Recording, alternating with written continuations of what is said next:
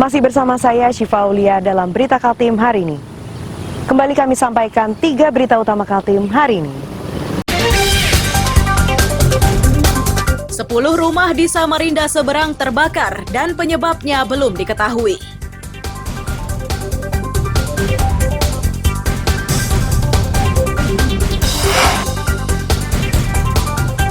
Empat orang ditetapkan sebagai tersangka kasus korupsi di Kutai Timur.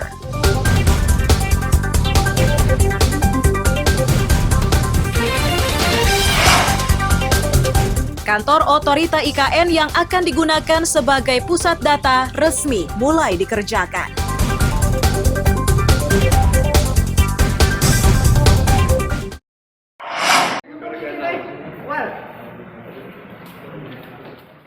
Kejaksaan Tinggi Kaltim mengungkap perkara korupsi di lingkungan Pemkab Kutai Timur. Tersangkanya adalah S, mantan Kepala BPKAD, MH, mantan Sekretaris BPKAD, D, selaku PPTK SKPD, dan S, Direktur CP Berkat Kaltim. Keempat tersangka ditahan di Rutan Samarinda untuk 20 hari ke depan.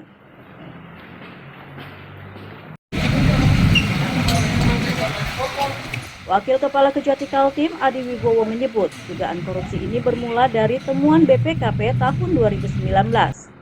Disebutkan Pemkab Kutim melalui BPKAD mengeluarkan anggaran 4,9 miliar rupiah yang bersumber dari APBD untuk membayar CP Berkat Kaltim. Dari pembayaran tersebut didapati kejanggalan.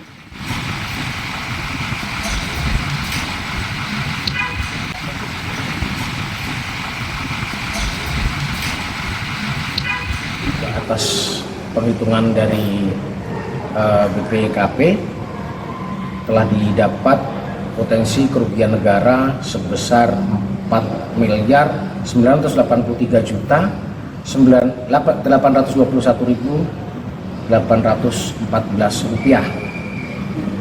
Bahwa ada penalasan penahanan ini adalah ada dua seperti biasa, bahwa ini alasan subjektif dan alasan objektif ya, bahwa yang bersangkutan dikhawatirkan akan melarikan diri ya, terus rusak barang bukti atau mengulangi perbuatannya.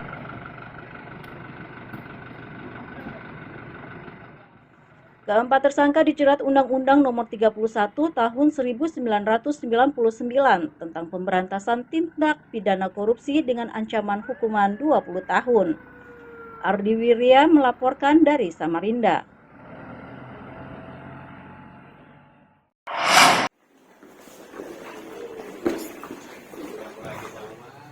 Satu dari 3 tersangka kasus korupsi pengadaan solar cell pada Dinas Pendidikan Kutai Timur tahun 2020, Selasa malam digelandang petugas Kejari.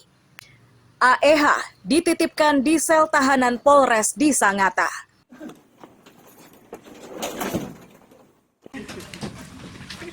Kepala Seksi Pidana Khusus Kejari Kutim Michael A.F. Tambunan menyatakan, penetapan ini setelah penyidik mendapati kerugian negara sebesar 16,6 miliar rupiah dari total proyek 24 miliar rupiah. Ia memastikan penetapan tersebut bukan menjadi akhir penyidikan.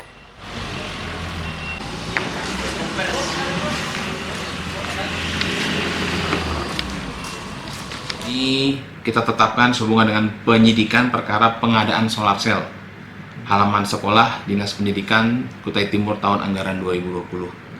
Jadi sudah didapatkan hasil perhitungannya, yaitu ditemukan hasilnya 16.613.375.781 rupiah. Yang ini di mana itu untuk korupsi ini ya, dugaan korupsi perkara pengadaan solar cell ini. Nanti ini bukan akhir.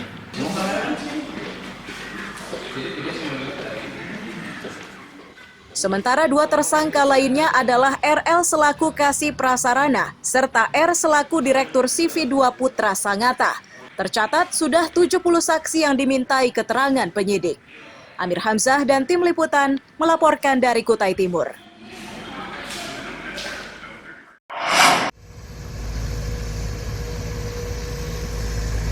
Sejumlah alat berat milik Dinas PUPR, Balai Wilayah Sungai, dan BPBD serta perusahaan dikerahkan untuk menyingkirkan endapan lumpur di tanggul klaster lavender, Perumahan Talangsari, Samarinda. Mereka harus bekerja cepat agar ancaman banjir dapat dihindari. Kepala Pelaksana BPBD Suwarso menyatakan pengerjaan sudah berlangsung 4 hari dan diperkirakan akan selesai dalam tempo 5 hari.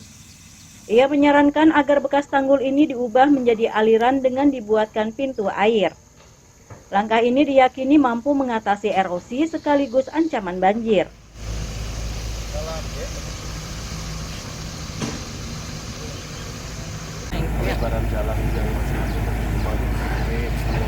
Hari ini tindak lanjut pertemuan dengan PUPR, dengan perusahaan CV Egi dan Limbo, termasuk dengan BWS Wilayah 4 Kalimantan Timur. Dan ini hari keempat pengerjaan penanganan pengerukan sedimen pasir yang di folder lavender Talangsari.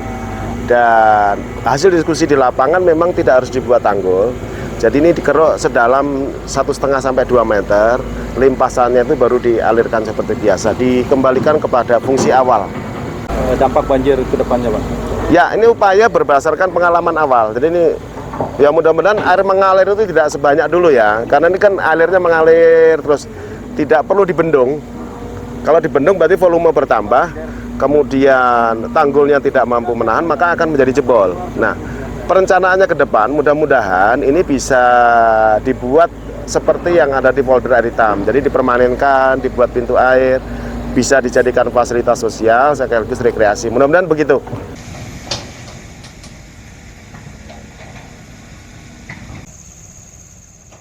Sebelumnya, tanggul klaster lavender ini jebol hingga mengakibatkan permukiman di Lubuk Sawah terendam banjir.